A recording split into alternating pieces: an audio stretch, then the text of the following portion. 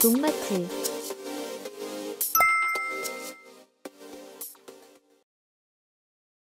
영상에 앞서 농마트 TV 이전 소식을 먼저 전해드리도록 하겠습니다.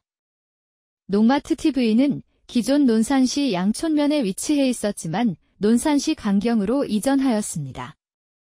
저희 농마트는 온라인 판매, 유튜브 등 온라인 회사가 아닌 오프라인으로 직접 오셔서 구매뿐만 아니라 농업 관련 상담도 받으실 수 있는 농자재, 농업 전문 쇼핑몰입니다. 이번 이전으로 새로운 시작, 출발로 생각하여 농가분들께 더 싸고 좋은 농자재, 농사정보 등 많은 도움으로 보답해드리도록 하겠습니다. 감사합니다. 어제는 동양종 호박인 늙은 호박과 애호박의 재배 방법에 대해 알아보았습니다. 오늘은 이어서 서양종인 단호박의 재배 방법에 대해 알아보도록 하겠습니다. 단호박의 원산지는 남미 고원지대의 서늘한 기후 지역입니다. 박과작물 중 저온에서도 잘 생육하여 노지 재배의 경우 다른 과채류보다 일찍 정식하게 되는데 서리에는 약한 편입니다. 또한 고온에서도 잘 견디나 한여름에는 고온에 의한 품질 저하, 바이러스병, 흰가루병 등의 발생이 심합니다. 단호박은 평균 기온이 22에서 23도를 넘으면 탄수화물의 축적이 낮아지며 35도 이상에서는 화학 발육의 이상이 발생합니다. 토양 pH는 5.6에서 6.8 정도이며 건조에 견디는 힘이 크고 연작에도 잘 견딥니다. 토양은 크게 가리지 않고 흡비력이 강한 반면 비료 효과도 높은 편입니다. 우리나라에서는 주로 봄에 정식하여 여름철에 생산하는 작형이 주를 이루고 있습니다.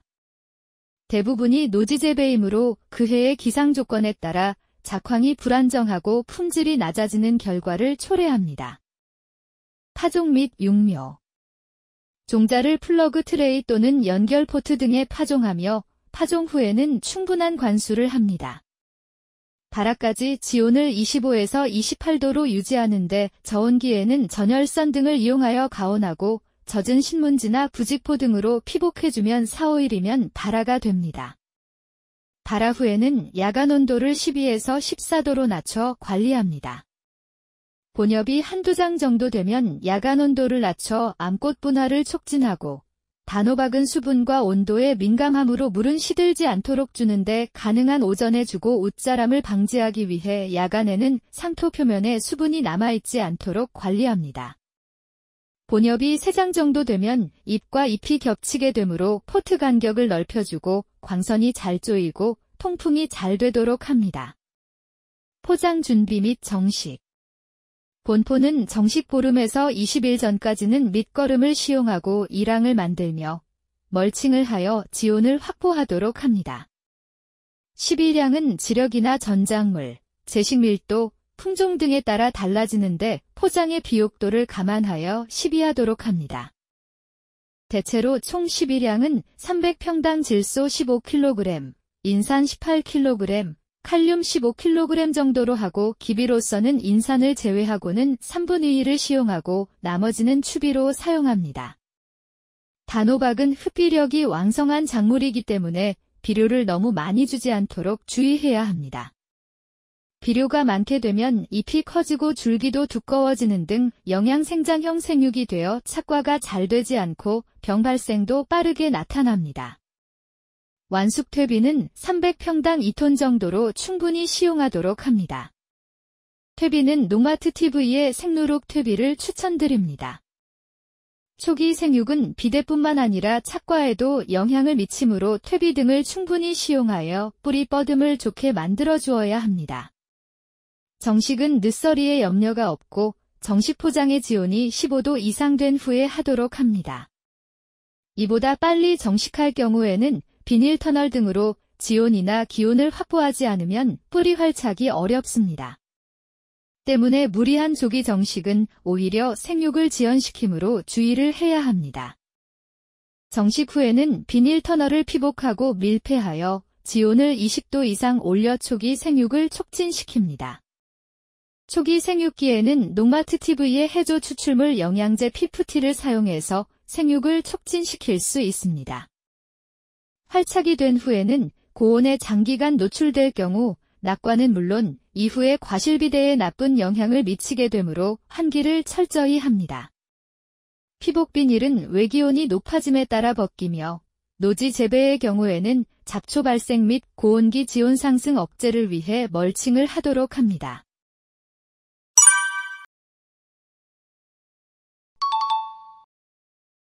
인공 수분.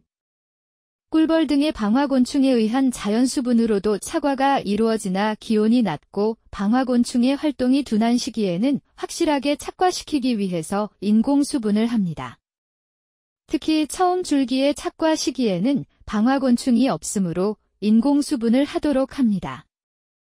꽃가루는 기온 상승과 함께 수정 능력이 급격히 저하되므로 아침 8시경까지는 끝마치도록 하며 저온기의 생장조정제 등의 처리는 기형과를 발생시키므로 주의하도록 합니다. 아들덩굴 재배에서의 첫 번째 줄기의 착과는 특히 중요하므로 확실하게 착과시키도록 합니다. 비대. 과실 비대는 건전한 잎의 수에 따라 결정됩니다. 즉, 과실 크기는 전체 잎의 영향을 크게 받기 때문에 적정 연면적을 확보하는 것이 중요합니다. 그러므로 수량과 품질을 높이기 위해서는 건전한 잎이 잘 자라도록 관리해야 합니다. 비대기에는 농마트TV의 풀빅산 플러스 사용을 추천드립니다. 추비. 줄기와 잎의 부담이 가장 커지는 시기는 교배 후 20일간 즉 과실비대 최성기입니다. 과실비대와 함께 초세를 유지시키고 생육 후반기까지 줄기와 잎이 쇠약해지지 않도록 추비를 3, 4회 시용합니다. 처음 추비는 첫 번째 줄기의 꽃 개화 전, 두 번째 추비는 첫 번째 열매 비대기, 세 번째 추비는 첫 번째 열매 수확 전에 줍니다. 네 번째 이후에는 초세에 따라 실시하되 초세가 강하면 추비 횟수를 줄이도록 합니다. 추비량은 1회당 질소와 칼륨을 300평당 3kg 정도로 하며 추비 위치는 덩굴 끝부분에 주도록 합니다. 추비 시기를 전후해 비정상과나 낮은 마디에 착과된 과실은 열매 속기를 하여 남은 과실의 비대를 촉진시킵니다. 비효의 급격한 변화는 낙과의 원인이 되므로 이 점을 주의해야 합니다. 오늘은 단호박을 재배하는 방법에 대해 알아보았습니다. 단호박은 서늘한 기후를 좋아하고 고온과 서리에 약하므로 정식 시기와 지온 확보가 중요합니다. 초기 착과기에는 방화곤충이 적어 인공수분이 필요하며 첫 줄기의 착과는 매우 중요합니다. 과실 비대를 위해 건전한 잎 관리와 적절한 추비, 열매 속기가 수량과 품질에 큰 영향을 줍니다. 저희 농마트TV는 농업 현장의 고민을 함께 해결하는 농자재 전문 플랫폼입니다. 비료, 영양제, 병해충 관리자재뿐만 아니라 유기질 비료까지 검증된 자재만 엄선해서 믿고 쓸 수 있는 제품만을 추천드립니다. 어떤 작물에 어떤 자재가 필요한지 고민이 되신다면 댓글이나 농마트TV 연락처로 문의를 주시면 정확한 상담과 제품 추천을 도와드리겠습니다. 농마트TV 사이트 주소는 아래 댓글에 남겨놓을 테니 많은 방문과 관심 부탁드리겠습니다. 농가분들을 위해 좋은 자재, 합리적인 선택으로 더 나은 수확을 함께 만들어 가겠습니다. 농마트TV 구독과 좋아요 부탁드리겠습니다. 오늘 영상을 시청해주셔서 감사합니다.